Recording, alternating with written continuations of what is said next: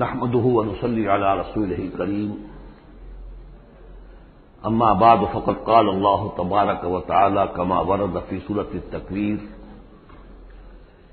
اعوذ بالله من الشيطان الرجيم بسم الله الرحمن الرحيم فلا اقسم بالخنس الجوار الكنس والليل اذا عسعس والصبح اذا تنفس انه لقول رسول کریم ذی قوة عند ذی العرش مکین مطاع ثم امین وما صاحبکم بمجنون۔ تمہارے یہ ساتھی، تمہارے یہ صاحب یعنی محمد صلی اللہ علیہ وسلم ہرگز دیوانہ نہیں ہے، مجنون نہیں ہے۔ وَلَقَدْ رَآهُ بِالْأُفُقِ الْمُبِينِ، وہ لفظ جو آیا تھا سورۃ النجم میں، بالافق الاعلی ثم دنا فتدلی، انہوں نے دیکھا ہے اس کو صاف افق پر، کھلے افق پر جس میں کوئی اشتباہ نہیں تھا۔ وما هو علی الغیب بضنین، اور وہ غیب کے معاملے میں حریص یا بخیل نہیں ہے، یعنی محمد رسول اللہ صلی اللہ علیہ وسلم ایک جانب تو یہ حریص اور بخیل جو ہے قریب کے الفاظ ہیں، ایک ہی شے کے دو ایسپیکٹس ہیں، یعنی ان کی زندگی جو تمہارے سامنے رہی ہے 40 برس جو گزرے ہیں، کیا انہوں نے کبھی کوئی کاہنوں کے ساتھ دوستی گانٹھی، غیب کے حالات معلوم کرنے کی کوشش کی، کوئی تپسیاں کی تھی اس کام کے لیے کہ انہیں غیب کی خبریں ملیں؟ تو ظاہر بات ہے کہ ان کی زندگی اس سے خالی ہے۔ بخیل بھی نہیں ہے کہ اب جو کچھ وہ دیکھ رہے ہیں وہ تم تک پہنچا بھی رہے ہیں۔ کاہن کو اگر کوئی وہ ہلدی کی گانٹھ مل جاتی ہے تو اس کا پنساری بن کے بیٹھ جاتا ہے، اس کے پیسے مانگتا ہے، نذرانے مانگتا ہے، پھر کہیں جا کر کوئی خبر دیتا ہے۔ ہمارا یہ نبی ہے کہ جو بھی اسے غیب سے معلوم ہو رہا ہے، جو کچھ وہ دیکھ رہا ہے، سب عالم غیب ہے، فرشتہ عالم غیب میں سے ہے، اس کا مشاہدہ ہوا ہے، وہ ساری چیزیں تم کو بتا رہا ہے۔ تو وہ غیب کے معاملے میں جو علم بھی اللہ تعالیٰ کی طرف سے انہیں دیا جا رہا ہے، اس کو تم تک پہنچانے میں بخل سے کام نہیں لیتے۔ وما ہوا بقول شیطان الرجیم، اور یہ ہرگز کسی شیطان رجیم کا قول نہیں ہے، یعنی کچھ شیاطین جن تم نے سمجھا ہو کہ انہوں نے آ کر حضور کو یہ پٹی پڑھا دی ہے، معاذ اللہ۔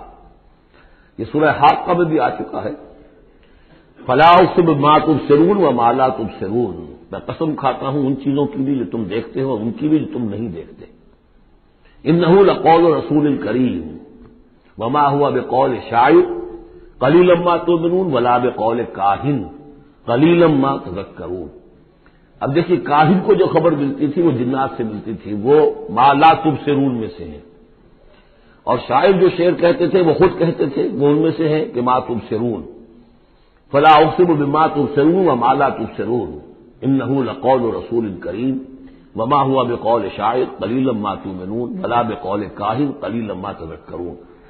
یہاں بھی فرمایا یہ کسی شیطان رجیم کا قول نہیں۔ فأین تذهبون، تو تم کدھر جا رہے ہو؟ بجائے اس کے کہ جو وحی آ رہی ہے محمد صلی اللہ علیہ وسلم پر، اس سے اپنے دلوں کو منور کرو، اپنی زندگی کے صحیح رخ کو اختیار کرو، کدھر جا رہے ہو؟ ان ہوا الا ذکر للعالمین، نہیں ہے یہ مگر بس ایک تمام جہان والوں کے لیے نصیحت، یاد دہانی۔ ذکر کا لفظ ہے، یاد دہانی اس کا بہترین جو ہے مفہوم ہے کہ وہ حقائق جو تمہاری فطرت میں مضمر ہیں، تمہاری روح میں وہ سب کچھ تھا، پردے پڑ گئے تھے، تمہاری توجہ نہیں رہی تھی، تم اپنی اس روح سے غافل ہو گئے تھے۔ ولا تکونوا کالذین نسوا اللہ فانساہم انفسہم، اب قرآن آ کر ایکٹیویٹ کر رہا ہے تمہارے اپنے اسی انر کانشسنس کو، جو ڈورمنٹ تھا اسے ایکٹیویٹ کر رہا ہے۔ لمن شاء منکم ان یستقیم، ہر اس شخص کے لیے جو تم میں سے چاہے کہ وہ سیدھے راستے پر آ جائے، جو بھی طالب ہوگا ہدایت کا، جو صراط مستقیم حاصل کرنا چاہے گا، اس کے لیے یہ یاد دہانی ہے۔